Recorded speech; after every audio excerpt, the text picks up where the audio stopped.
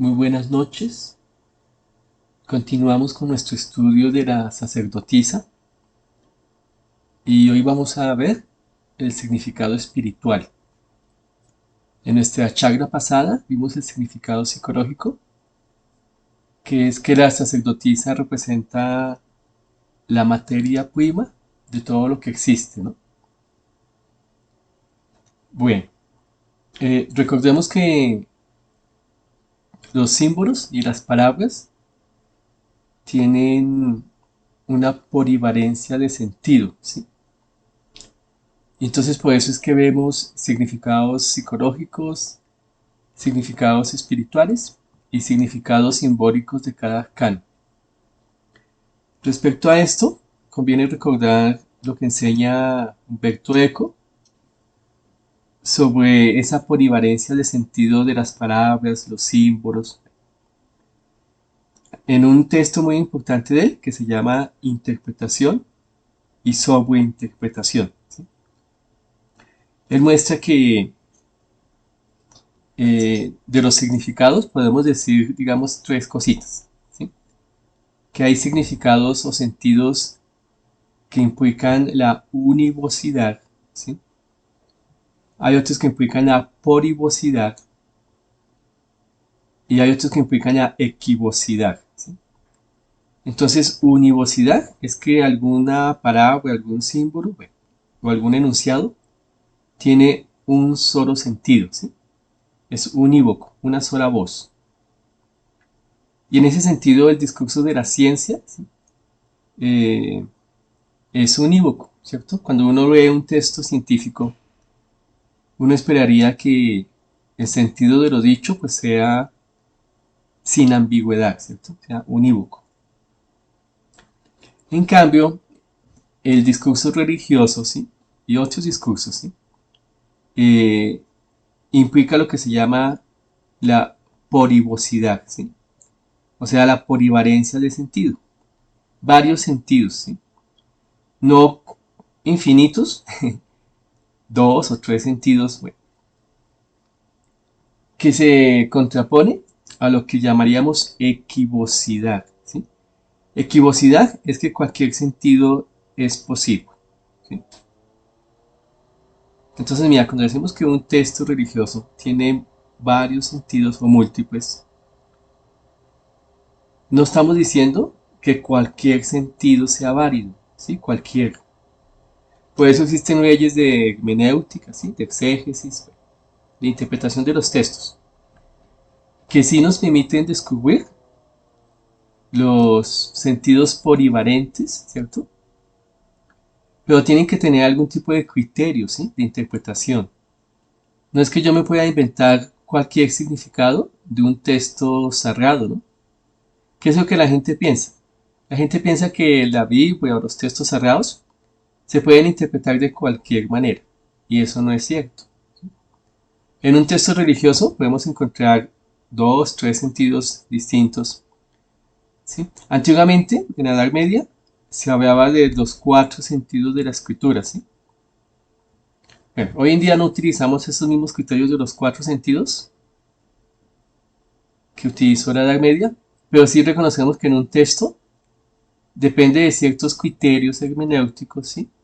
O sea, desde cierta perspectiva de la lectura, el texto puede tener diferentes sentidos que tienen que ser justificables, ¿no? Justificados, ¿sí?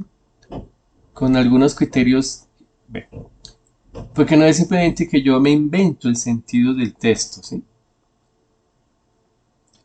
Bueno, entonces en ese sentido, los textos religiosos o el mito, ¿sí? Y otros, y también otros discursos, ¿no? Por ejemplo, el discurso, ahorita vamos a ver más adelante los discursos de las ciencias sociales, bueno, pueden ser discursos polivalentes, ¿sí? O sea, realmente solamente la ciencia física o naturales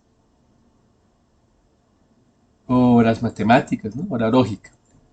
Tiene sentidos que son unívocos, ¿sí? Pero ni siquiera, por ejemplo, una noticia, ¿sí? Una noticia de radio, televisión o prensa tiene un sentido unívoco, ¿sí? Sino que en una noticia uno puede distinguir eh, varios sentidos, ¿sí? La polivalencia de la misma, ¿sí? Bueno, entonces, por eso en cada arcano estamos viendo significados psicológicos, espirituales y simbólicos, ¿sí? Hoy vamos a continuar con el significado espiritual de la sacerdotisa. Y en ese sentido, es que titulé este arcano la diosa de la verdad, ¿sí? Porque el significado espiritual tiene que ver con eso, ¿sí? Que en la sacerdotisa está representado eh, la enseñanza divina, ¿sí? El mensaje de Dios. Y eso lo vemos más que todo representado en el vibro que la sacerdotisa tiene sobre sus piernas, ¿sí? Es un libro que está abierto, ¿sí? Entonces, ese libro es lo que se conocía en la Edad Media como la doctrina, ¿sí? La doctrina significa la enseñanza del cielo, ¿sí? Que no es cualquier enseñanza, ¿sí? Es distinta a las enseñanzas terrenales. Entonces, ese es el significado, ¿sí? La sacerdotisa tiene un libro sobre sus piernas que representa el mensaje de Dios. Entonces vamos a leer el párrafo y ahí vamos explicando. Desde el punto de vista del camino espiritual, en la figura de la diosa de la verdad, tenemos representada la sabiduría eterna, aquello que la India llama el Dharma, la China denomina como el Tao, los judíos la reconocen como la Torá y el Islam acepta como el Corán. Bueno, todos esos son términos que utilizan las religiones del mundo para hablar de una enseñanza que viene de Dios, ¿no? En la cristiandad llamaríamos el evangelio, ¿sí? En el sentido de la buena noticia, ¿sí? El buen mensaje que Dios nos dio. En la India también puede llamarse el Sanatana, ¿sí? Aquí más adelante vemos cómo define una antropóloga francesa el Dharma, que tiene muchos significados, pero también además de Dharma puede llamarse el Sanatana, ¿sí? Que es la verdad eterna. El Tao de la China, bueno, hoy en día se dice Dao, bueno, implica el camino, ¿no? El camino de la virtud. Bueno, pero se refiere a lo mismo. Y la Torá de los judíos es lo que se llama como la ley, ¿no? Pero la ley no solo entendida en términos de legal, ¿sí? De prescripción y mandato a obedecer, sino de enseñanza, instrucción, consejo. Y el Islam lo llama el Corán, que Corán significa predica, ¿sí? O recita. Bueno, todos estos términos se refieren a una misma realidad, la sabiduría divina que crea y sostiene el orden cósmico. Bueno, eso es muy importante. Mira, lo que está representado aquí en esta imagen de la sacerdotisa llevando un libro sobre sus piernas es que hay un orden cósmico mediante el cual Dios creó el universo, ¿sí? Y lo sostiene a todo nivel, ¿sí? En toda dimensión, o sea, a nivel espiritual y material. O sea, todas las cosas, ¿sí? Y todos los seres creados eh, son, digamos, hijos de la sabiduría divina, ¿sí?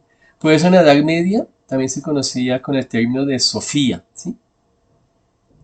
Y eso se refiere, por ejemplo, en la mística judía, a Proverbios 8, donde se dice que Dios creó todo lo que existe a través de su sabiduría, ¿sí? Que siempre tuvo un referente femenino. Entonces la Sofía de los gnósticos, ¿sí? O Beatriz, ¿no? En la Divina Comedia, que es la que acompaña y ilustra, ¿cierto? El viaje de Dante Alighieri, ¿cierto? Por los cielos, infiernos y purgatorios. Y entonces, bueno, estamos refiriéndonos entonces a ese ordenamiento cósmico, ¿sí? A esas leyes, ¿sí? A ese conocimiento, ¿sí? A ese diseño divino mediante el cual Dios hizo todo lo que existe, ¿sí? O sea, aquí estamos realmente entonces eh, tratando de interpretar, ¿cierto? De comprender el significado, digamos, de la creación, ¿sí? El origen de todo, ¿sí? Y en ese sentido, la imagen del Dios creador debería ser una imagen femenina, ¿cierto? Porque también en términos humanos, como vimos hace en la última chakra, ¿no? En términos humanos también la madre es como el referente de creación más inmediato. Entonces, por ejemplo, si nos estuviésemos refiriendo a Dios en su rol tal vez de maestro o de legislador, ¿sí? La figura de un Dios Padre masculino, pues estaría como correcto, digamos. Pero cuando nos referimos al Dios creador, ¿sí? Del que viene todo lo que existe, ¿sí? El origen y el sustento, ¿sí? De todo lo que es. Deberíamos estar pensando más en una imagen femenina de Dios, ¿sí? De la Gran Madre o el rostro femenino de Dios.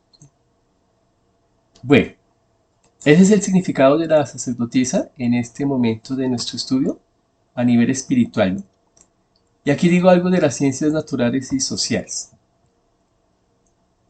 Bueno, precisamente cosmos en griego significa orden, en oposición a caos, que significa confusión y desorden. Sí, entonces mira, cuando hablamos del cosmos, estamos reconociendo que el cosmos tiene algún tipo de ordenamiento que es inteligible, ¿sí? O si no, no llamaríamos al universo cosmos, ¿no? Bueno, y ese reconocimiento es una pista metafísica del origen del universo, que es una pista que muy difícilmente los filósofos o los, digamos, ateos o naturalistas o científicos ateos pueden saltarse, ¿sí? O sea, es evidente que el cosmos es inteligible, ¿sí? Por eso tratamos de descubrir las huellas del cosmos, ¿sí? De la naturaleza. O sea, es indiscutible el diseño inteligente, ¿no? Que es la palabra que se ha utilizado últimamente. Y bueno, hay un filósofo muy importante, Richard Simbugne, que en 3 libros, es una trilogía, ¿no? Donde él habla por qué el ateísmo no es posible como argumentación lógica, racional, científica del devenir del universo, ¿no? Bueno, esos textos están traducidos al español, una editorial española los tradujo y uno se llama Fe y Razón, otro se llama Existe Dios, bueno, el otro se me olvidó, son 3, es una trilogía, se consiguen en español.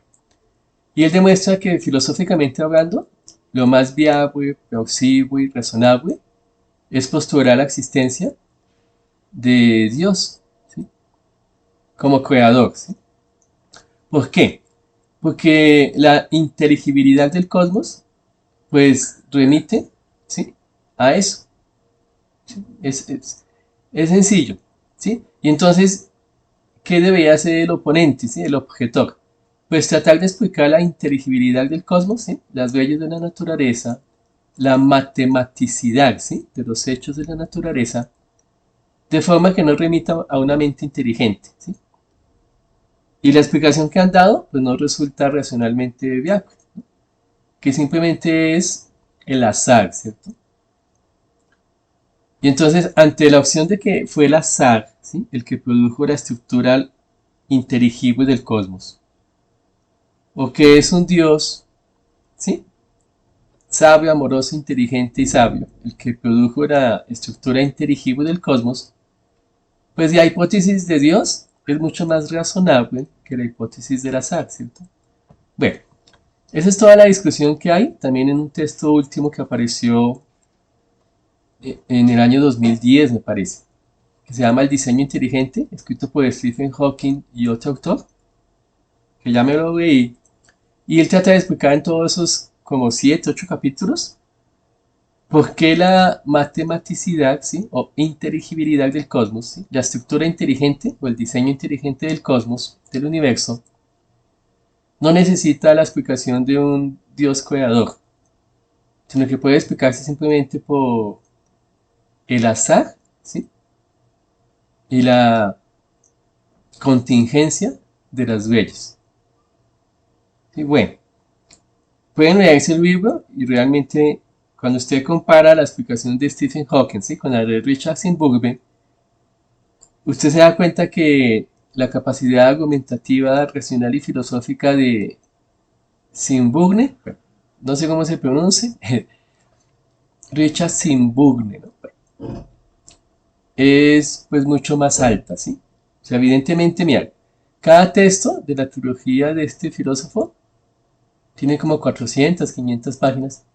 Entonces, mira, las 1500 páginas que dedicó Richard Simburgh, ¿sí?, Simburgh, bueno, son mucho más iluminadoras, ¿sí?, racionalmente hablando, que las, no sé, son como 120, 140 páginas del pequeño libro, ¿sí?, de Stephen Hawking que se llama Diseño Inteligente. Mira, para cualquier filósofo, les invito a que lo vean. El primer capítulo de ese texto de Stephen Hawking es realmente, pues, asombroso de que una mente inteligente piense lo que escribió en el primer capítulo. No, él escribió, por ejemplo, dice que la filosofía murió en ese primer capítulo y que la filosofía ya no puede dar respuesta a estos interrogantes a los que estamos expuestos hoy en día, ¿sí?, y que solo la ciencia puede dar respuesta. Bueno, de verdad no sé, pues es asombroso que una mente tan inteligente como Stephen Hawking diga eso. No sé si no veo yo a Richard Simburgh. Bueno, ahí les dejo. Bueno, entonces mira, se trata de que en la figura de la sacerdotisa y en el libro que tiene sobre sus piernas, estamos representando, ¿sí?, simbólicamente el conocimiento divino mediante el cual existe todo lo que hay, ¿sí?, en el universo, tanto seres espirituales como cosas materiales, ¿sí? A eso nos estamos refiriendo. Entonces aquí yo sigo explicando. Las ciencias naturales como la física, la química, la biología, la astronomía y otras se proponen descifrar el diseño inteligente del universo al descubrir las leyes que explican las causas de los fenómenos naturales, ¿sí? De igual modo, las ciencias sociales y humanas como la antropología, sociología, psicología, historia, entre otras, también están en busca de esas leyes, ¿sí?, que nos permiten comprender los significados de los fenómenos sociales y humanos. Entonces, mira, lo que diferencia las ciencias naturales de las ciencias sociales no es, digamos, tanto su interés, que es el mismo interés, ¿no? Es un interés explicativo, ¿sí? Ambas tratan de explicar. Lo que las diferencia es que en las leyes naturales se busca explicar causas de fenómenos físicos.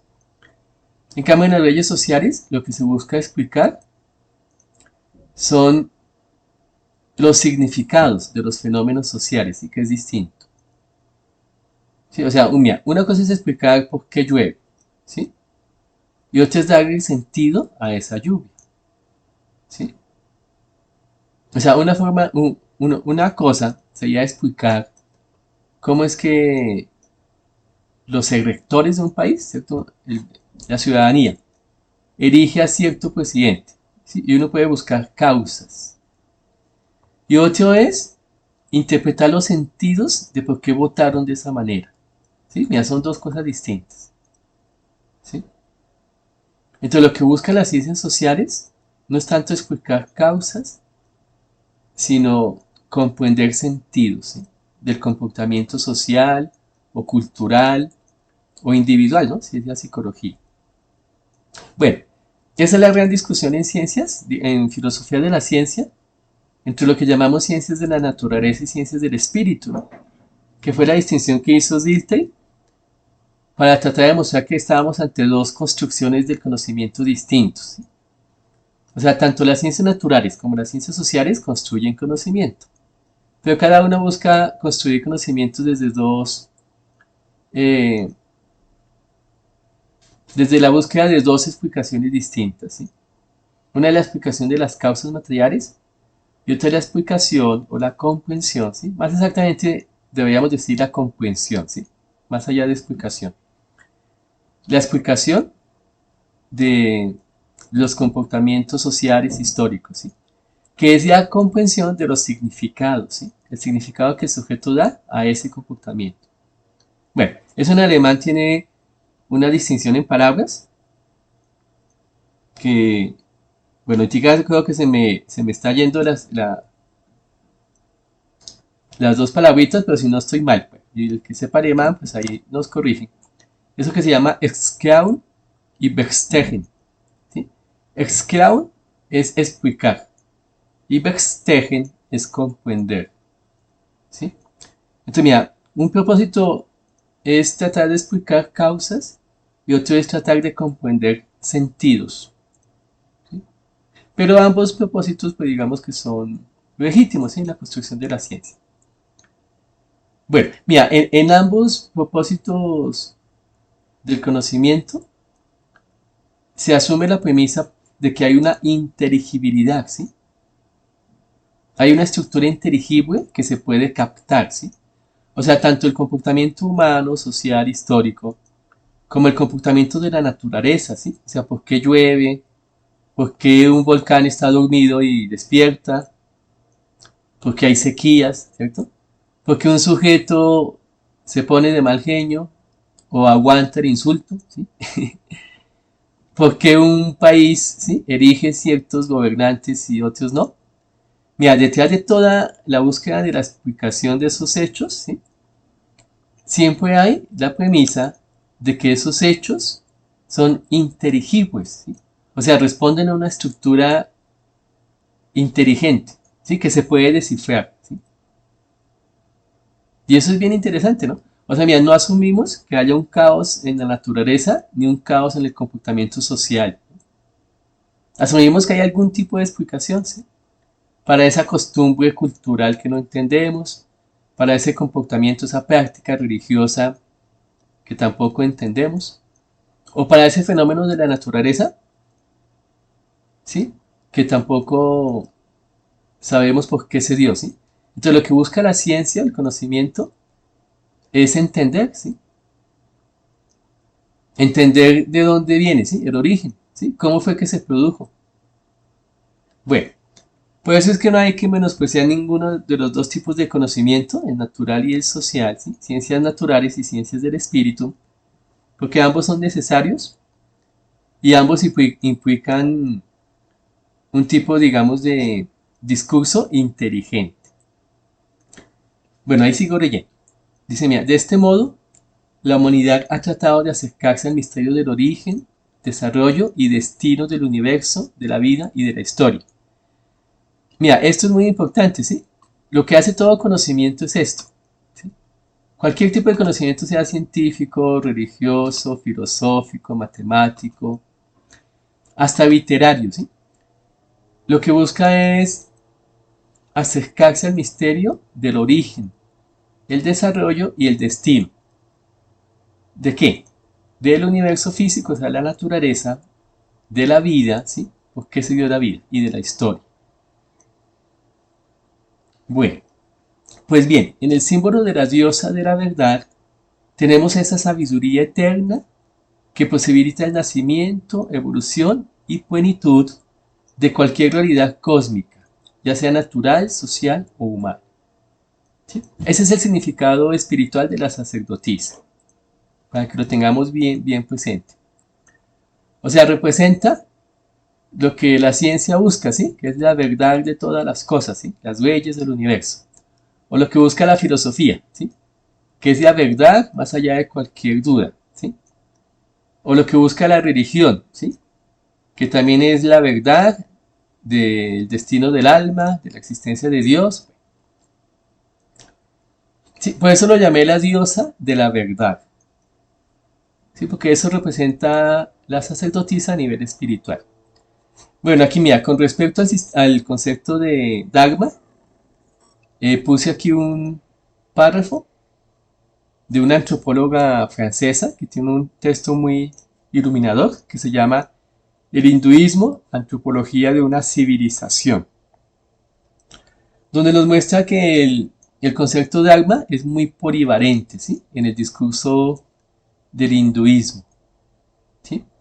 Entonces, así como Dharma puede significar, digamos, el comportamiento adecuado y correcto, ¿no? Lo bueno. También representa lo verdadero, ¿sí? ¿Sí? O sea, en Occidente hablamos, digamos, de tres conceptos importantes, ¿no? Desde la filosofía griega, que es lo bello, lo verdadero y lo bueno. Pues bueno, y bueno, a lo bello le hemos dedicado lo que llamamos el discurso de la estética, ¿cierto? Bueno, a lo bueno, el discurso de la ética, ¿cierto? Y a lo verdadero, el discurso de la filosofía, de la epistemología. Entonces, nosotros lo hemos dividido, ¿sí? En la India, el Dharma representa tanto lo bueno como lo verdadero, ¿sí? Porque lo uno no podría ser sino otro, ¿no? Bueno, o sea que en el Dharma tenemos un concepto de mayor polivalencia, ¿sí? Que nosotros cuando hablamos de la verdad, ¿sí? Bueno, otra palabra que en la India representa esto de lo que estamos hablando es Sanatana. Sanatana significa la verdad eterna, ¿sí? Sanatana, o la verdad divina, bueno, o el conocimiento eterno. O a eso nos estamos refiriendo. Bueno, ahí dejamos el párrafo, no lo voy a leer, ustedes tienen el documento. Y veamos otros dos simbolitos más del significado espiritual de la sacerdotisa, representados en la figura, en el dibujito mismo, ¿no? Lo primero es que la sacerdotisa está sentada, ¿sí? Que eso es importante. Entonces, veamos aquí.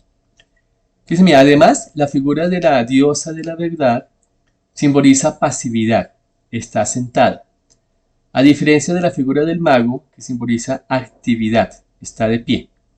Es decir, la diosa encarna la actitud de receptividad, representando el contenido y estructura de la subconsciencia, al ser receptora de las huellas de memoria inscritas desde el inicio de nuestro peregrinaje espiritual, siendo así la custodia de un saber ancestral sobre nosotros mismos, que aguarda pacientemente el momento de revelación cuando el velo de la diosa sea descubierto, no por fuerza humana, sino por gracia divina, lo cual acontecerá en el arcano mayor titulado el juicio. Cabe anotar que tanto la sacerdotisa como el juicio tienen la misma suma teosófica, o sea, el número 2. Bueno, mira, suma teosófica es cuando usted suma todos los dígitos de una cifra y los reduce a algún dígito del 0, del 1 al 9. ¿Sí? Entonces, el juicio es el arcano 20. Si usted suma el 2 y el 0, da 2, ¿cierto? Y la sacerdotisa es el arcano 2. Entonces, mira, bueno, si ustedes hacen esta relación con los arcanos del tarot, van a ver que los que suman una misma suma teosófica están en relación. Por ejemplo, mira, el arcano de la luna, que es el 18. Entonces, si usted suma el 1 y el 8, da 9. Y está en relación con el arcano 9, que es el ermitaño. Cuando lleguemos allá, todavía falta mucho tiempo, más de 6 meses. Pero cuando lleguemos al ermitaño, van a ver que sí. O sea, el ermitaño representa lo que se llama en San Juan de la Cruz la noche oscura del alma. Y la luna representa lo que llama San Juan de la Cruz la noche oscura del espíritu. ¿Sí?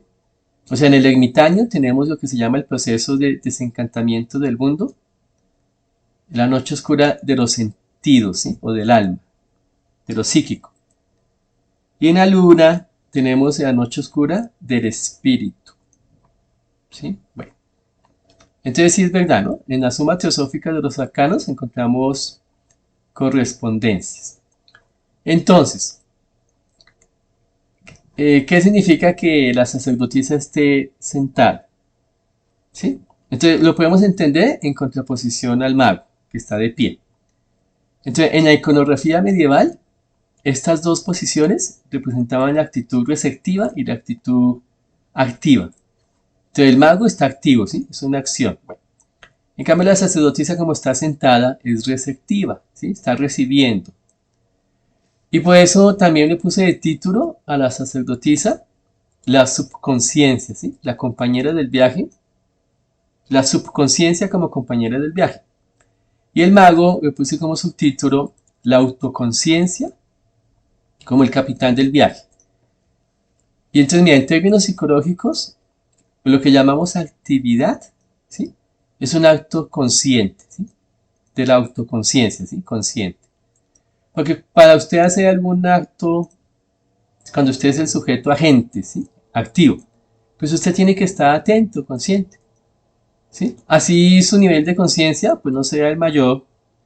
Pero usted, por ejemplo, si usted está sentado y se para y comienza a caminar, pues es un acto consciente, ¿no? Y si usted dice ya estoy cansado y descansa, es otro acto consciente. Entonces, mira, la conciencia humana implica un rol activo, ¿sí? De la conciencia. O sea, un rol activo del comportamiento, digamos. Y esos roles activos son siempre actos conscientes, ¿sí? Pero nosotros tenemos otra parte en nuestro estrato, digamos, de nuestra estructura psíquica, que es lo que llamamos la subconsciencia, ¿sí? O sea, está por debajo de la conciencia. Que es que también tenemos acciones, ¿sí? Bueno, que no deben llamarse acciones exactamente, pero tenemos entonces, digamos, reacciones, ¿sí? Reacciones que son subconscientes, ¿sí? Respuestas, ¿sí? Bueno, en todo esto ustedes saben que siempre hay unos matices cuando se utiliza tal palabra. Bueno, en psicología también hacemos una diferencia. Cuando decimos respuesta, lo estamos distinguiendo de reacción, ¿sí? Una respuesta, también decimos en psicología, que implica un acto consciente. En cambio, una reacción no implica un acto consciente, ¿sí? Por ejemplo, respirar, ¿sí? O el metabolismo del cuerpo después de que comemos. Pues no son actos conscientes, ¿no? Hace parte de la subconsciencia, ¿sí? Las funciones corporales, ¿sí? O por ejemplo, cuando dormimos, ¿sí? Al dormir usted tiene sueños, ¿cierto? Esos sueños vienen del nivel de la subconsciencia, ¿sí? No son conscientes. Entonces, mira, tanto los contenidos oníricos, ¿no? Que llamamos, los contenidos de los sueños, como muchas respuestas corporales del organismo, se dan a nivel subconsciente. Entonces, la sacerdotisa como representa el cuerpo, ¿sí? La sacerdotisa también representa ese nivel de la subconsciencia, ¿sí? En cambio, el mago, como representa la mente, pues el mago representa los niveles de la autoconciencia, ¿sí? Bueno, en esos niveles de la subconsciencia que se registran en el cuerpo, ¿no? Eso es importante. Hay una memoria a la que podemos tener acceso. Sí, mira, por eso digo aquí, mira, es decir, la diosa encarna la actitud de receptividad representando el contenido y estructura de la subconsciencia, al ser receptora de las huellas de memoria inscritas desde el inicio de nuestro peregrinaje espiritual. Bueno, mira, ¿a qué me estoy refiriendo con esto? A lo que hemos descubierto ya, digamos, en psicología y creo que también en biología, ¿sí? Ya algunos médicos, bueno, algunos investigadores en medicina, que es que el cuerpo, ¿sí? Nuestra estructura biológica, a nivel molecular, ¿sí? Eh, tenemos una memoria, ¿sí? Que está ahí y que permanece, ¿sí? Que no se disuelve. Y es una memoria de experiencias emocionales. O sea, experiencias que usted tuvo en la niñez, ¿sí? Por ejemplo, cuando nació o en el vientre de su mamá. O bien pequeñito, a los 3, 5 años. Experiencias de cierto tipo se registraron en su cuerpo, ¿sí? Y quedaron como memoria biológica, ¿sí? Por ejemplo, un miedo, ¿sí? O una gran felicidad, o una gran tristeza. Esas experiencias psicológicas, ¿sí? Emocionales, se registran en el cuerpo y quedan como una memoria biológica, ¿sí? Por eso se puede hablar, ¿sí? Desde una lógica científica, ¿sí? Totalmente científica y no religiosa. ¿Por qué estrategias como el Hatha Yoga, o el Qigong, o el Tai Chi, o cualquier otro tipo de estrategia que intervenga el cuerpo, ¿sí? Corporal, tiene un efecto directo en la estructura psicológica del sujeto que practica ese ejercicio corporal. ¿Sí? Y por eso desarrollé la última chakra de los estudios, investigaciones y trabajos de Alexander Owen, John Pierrakos y Stanley Kerman, ¿no? Que es lo que llamamos la bioenergética, ¿sí? Ahí les envié al chat, les envié como 6 textos muy buenos de ellos, ¿sí? Para que revisen nuestro chat en Telegram. Porque claro, mira, precisamente la sacerdotisa, que representa nuestra estructura corporal, que al mismo tiempo es el estrato de la subconsciencia, ¿sí? ¿Sí? Nos permite demostrar por qué la ejecución de ciertos ejercicios físicos, ¿sí? Como los de Hatha Yoga, ¿sí? Estiramientos, bueno, posiciones, posturas, ¿sí? Aunque es una intervención al cuerpo, es también directamente una intervención a la estructura psicológica de esa persona, ¿sí? Por ejemplo, a sus miedos.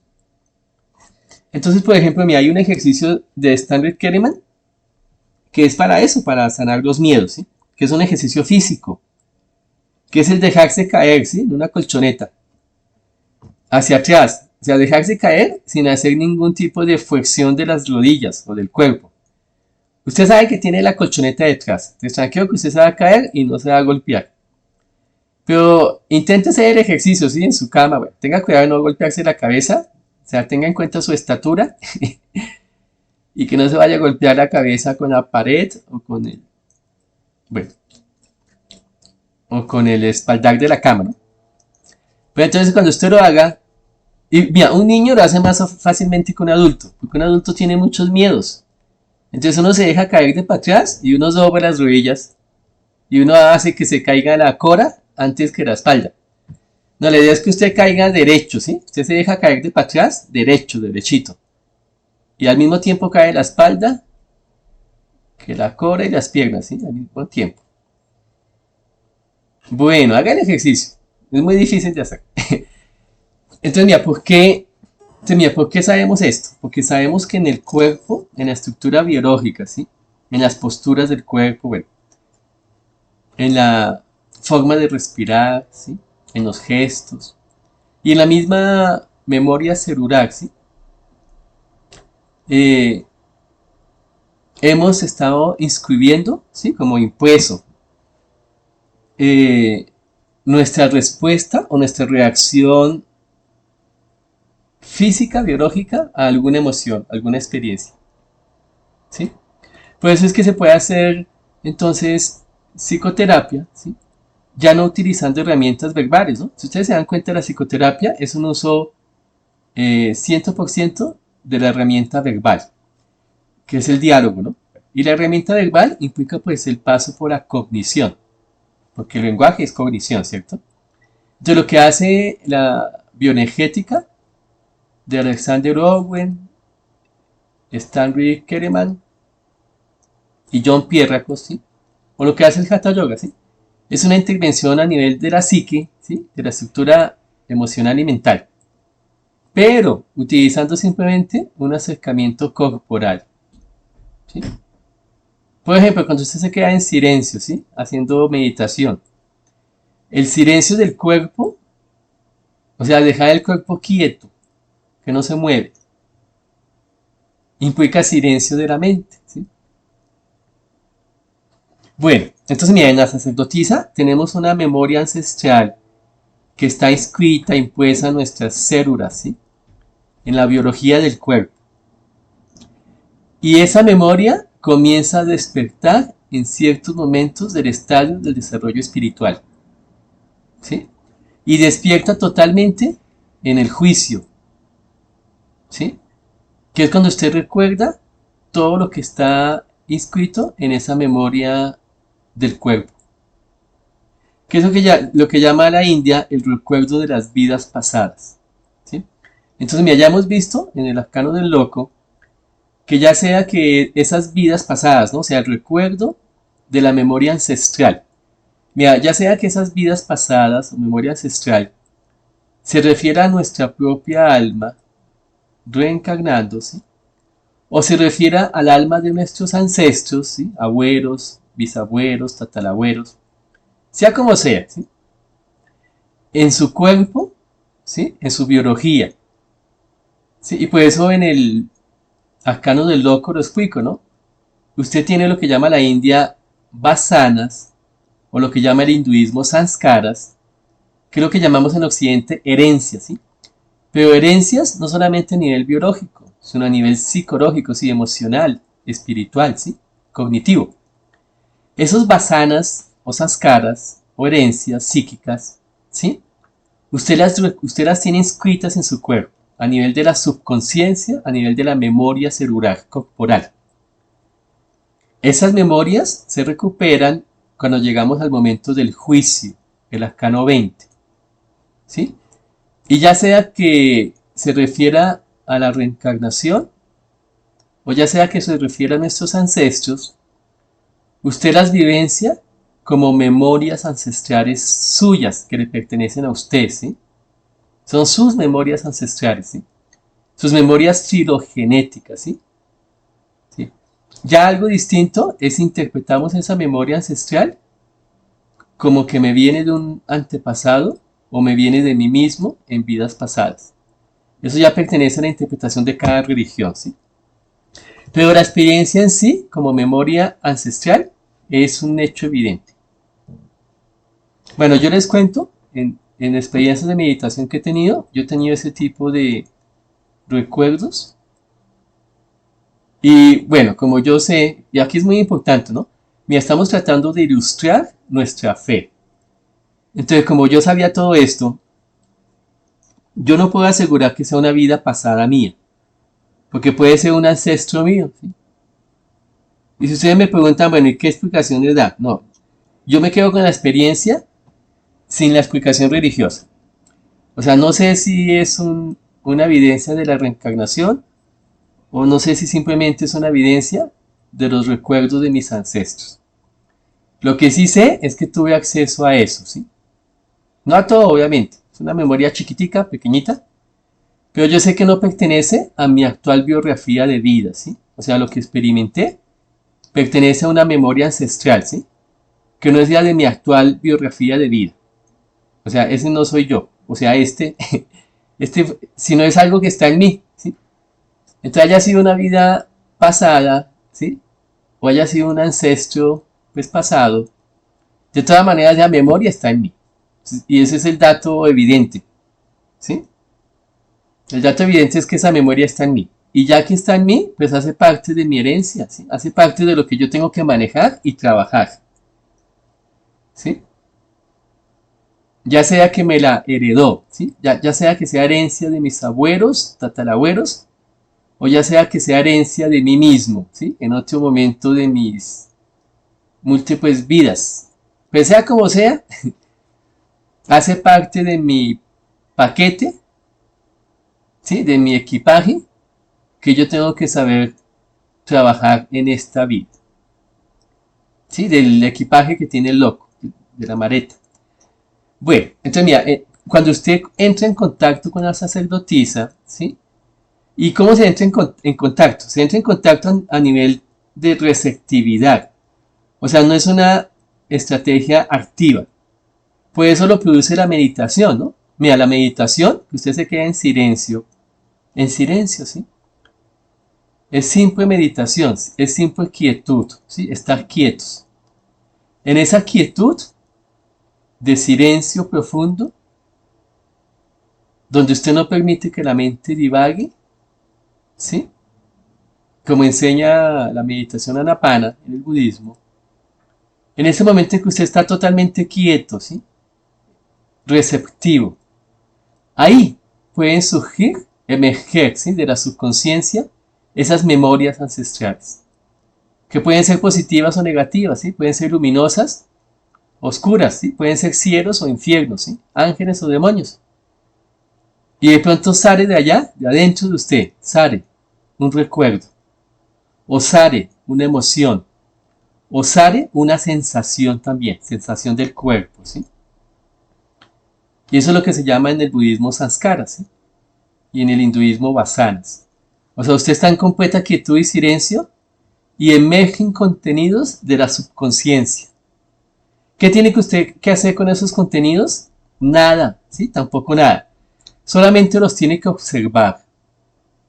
O sea, mira, ni se deleite cuando el contenido que salga es algo positivo, ¿sí? Una sensación del cuerpo positiva.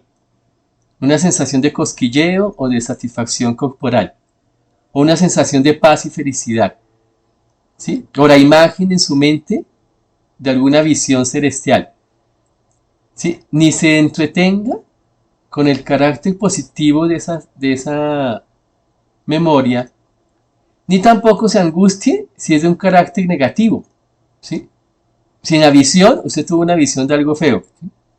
O si la emoción lo que le salió no fue paz, sino rabia, enojo, odio. O si la sensación del cuerpo pues no fue placentera, sino fue un dolor, ¿sí? Un entumecimiento de alguna parte del cuerpo. Mira, sea que la sensación, emoción o cognición sea de carácter placentero o displacentero, lo único que hay que hacer con esa sensación del cuerpo, esa emoción del corazón o esa cognición de la mente es seguir observando. Observar.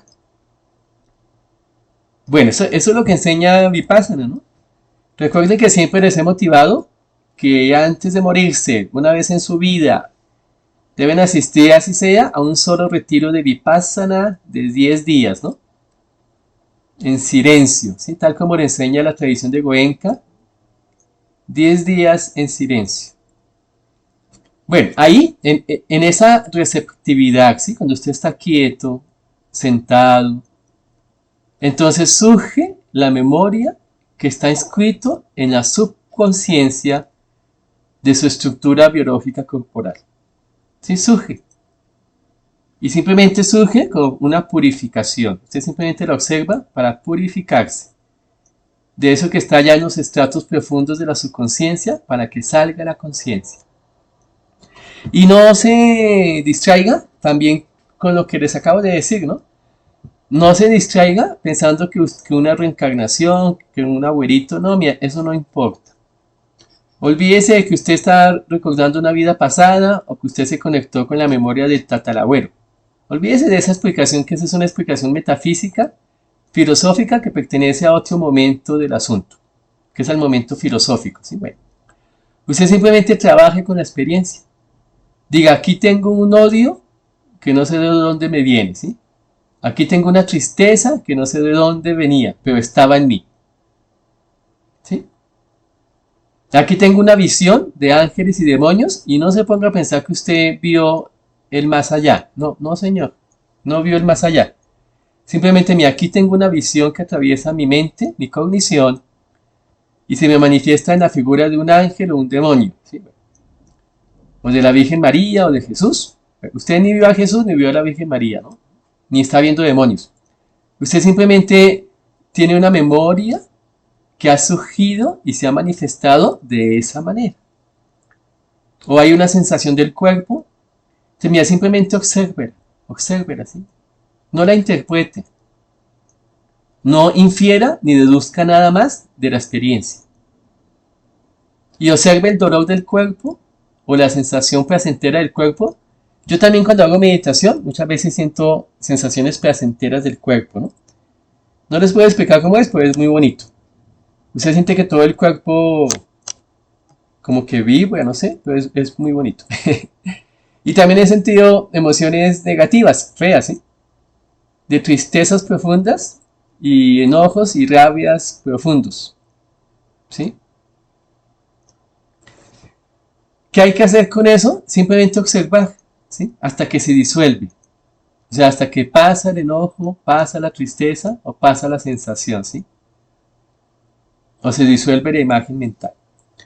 Bueno, eso es muy importante aquí en el significado espiritual de la sacerdotisa.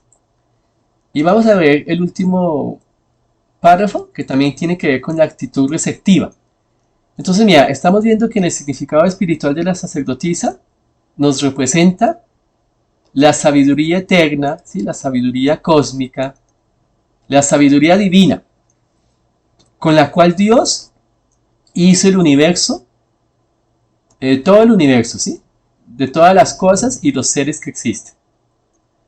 O sea, toda la creatividad divina, ¿sí? Y esta es la que se conoce como la Sofía, ¿sí? De los gnósticos de la Edad Media. Bueno, y también estamos viendo que a nivel espiritual, la sacerdotisa representa un momento de receptividad, ¿sí? O sea, no es un momento de actividad como el mago, de ejecución de rituales ni nada de eso. Es un momento de sentarse, quedarse quieto y en silencio. Porque la vida necesita esos momentos, ¿sí?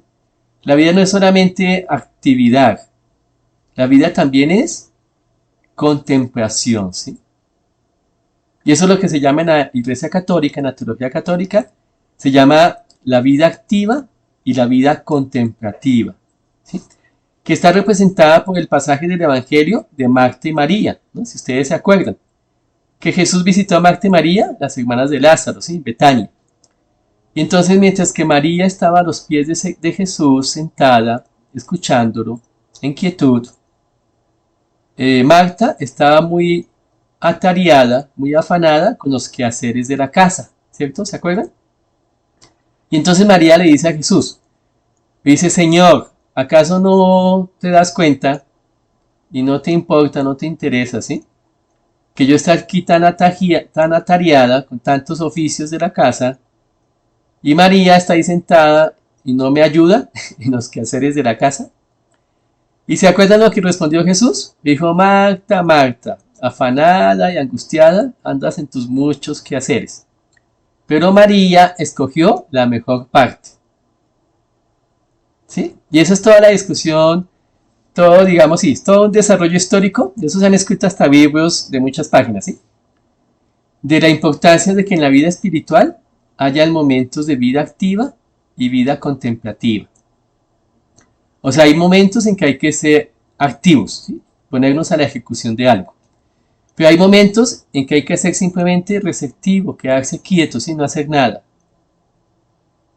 Mira, un ejemplo sencillo. Por ejemplo, cuando usted ya pasó las 20 hojas de vida que pasó, o las 10 o las 5, y ya llamó a las 10 personas que llamó a las 5, ¿qué hay que hacer para que Dios abra una puerta y Dios le consiga empleo, trabajo? Pues ya no hay que hacer nada más, ¿sí? Hay que quedarse quieto y orar, ¿sí?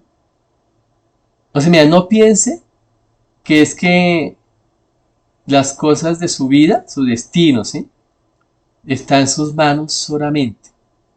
No, mira, también está en las manos de Dios. ¿Sí? Su vida está en las manos de Dios. Su provisión económica está en las manos de Dios. Su salud está en las manos de Dios.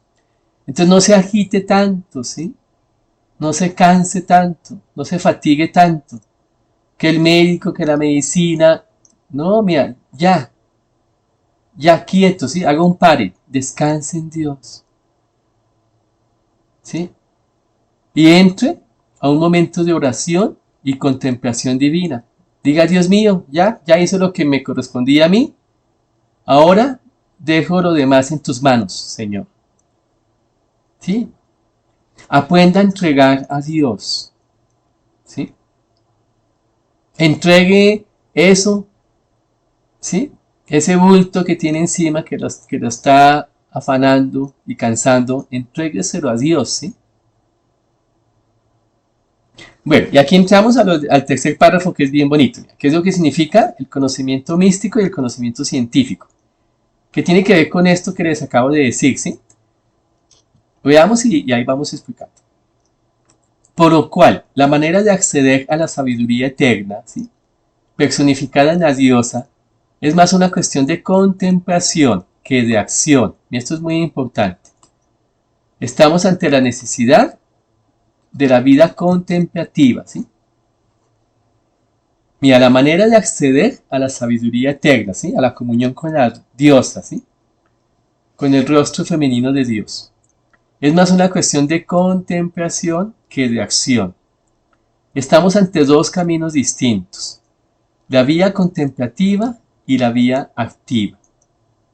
Estos dos caminos representan dos modos de construir conocimiento, el místico y el científico.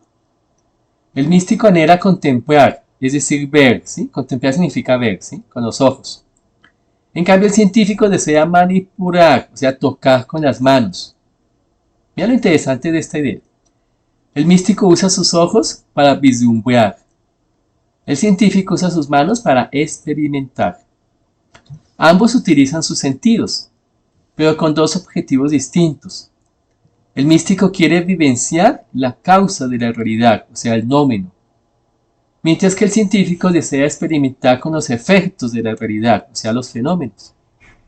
Pues bien, en el camino de la magia, ¿sí?, o de la espiritualidad, no solo se necesitan momentos de actividad consciente, como cuando el mago usa sus 4 elementos, sino que también se requieren momentos de receptividad subconsciente. La diosa recibe, por su actitud receptiva, los dones de la gracia divina. La diosa no se esfuerza, solo espera con paciencia.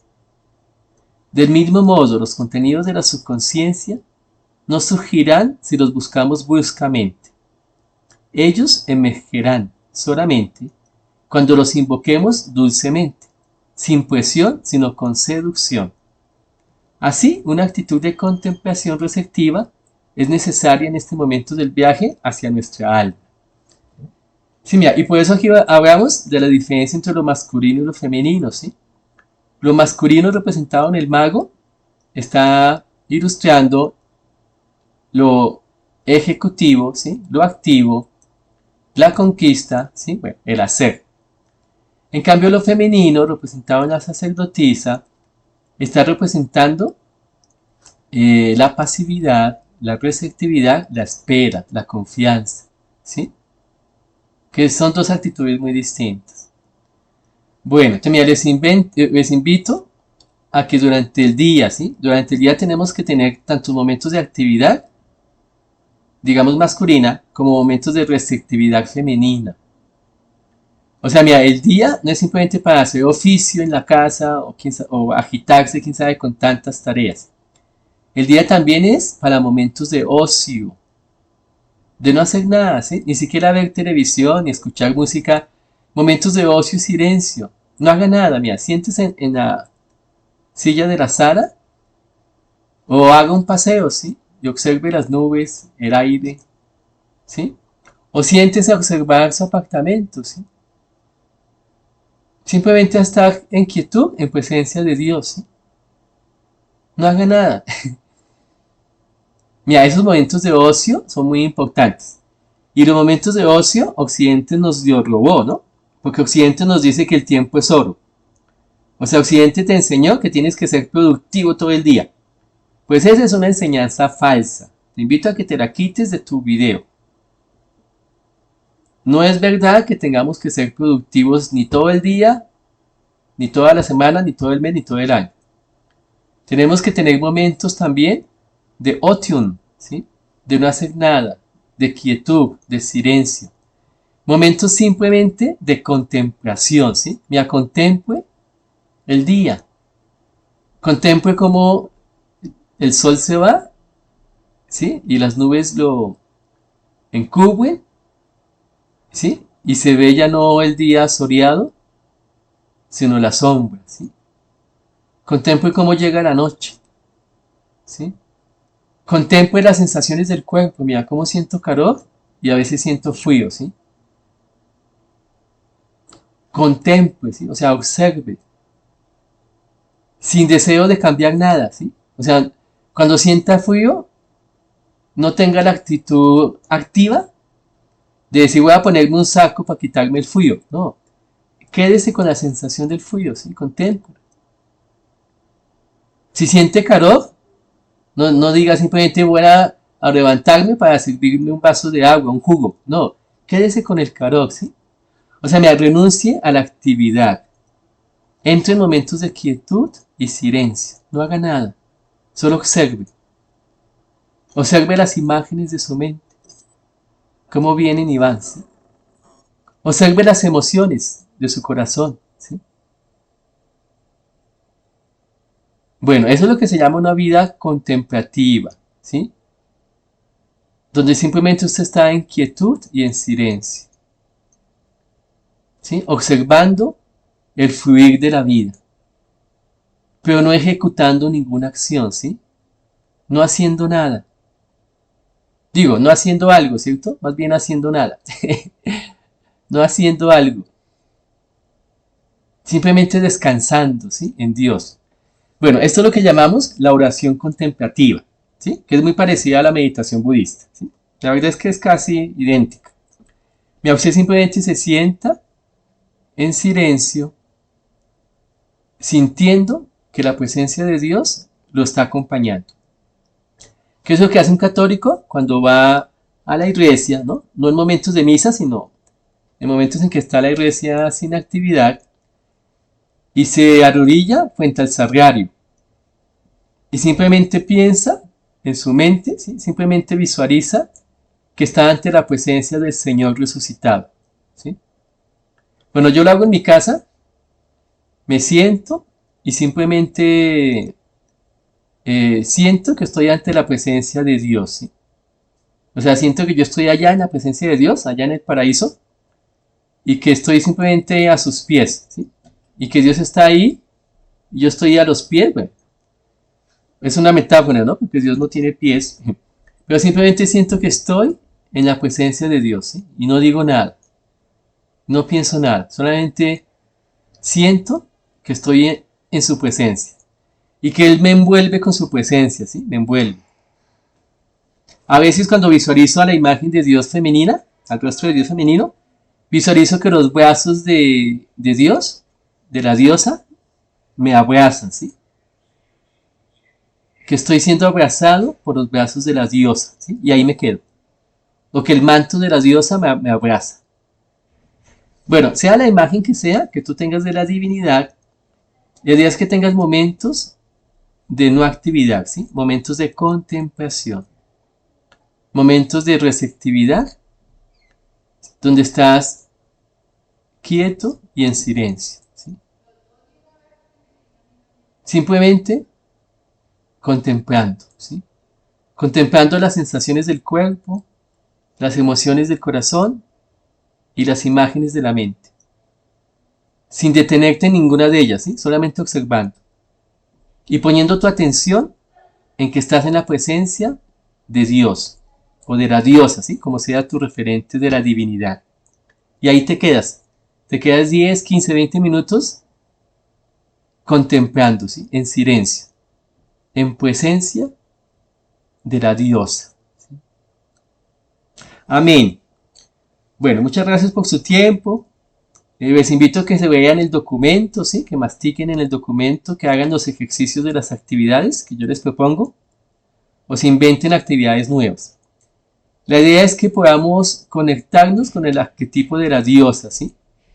Que podamos sentirnos durante todo este mes eh, en la presencia del rostro femenino de Dios. Sí, esa es la idea. Que sintamos que la presencia de la diosa nos acompaña, ¿sí?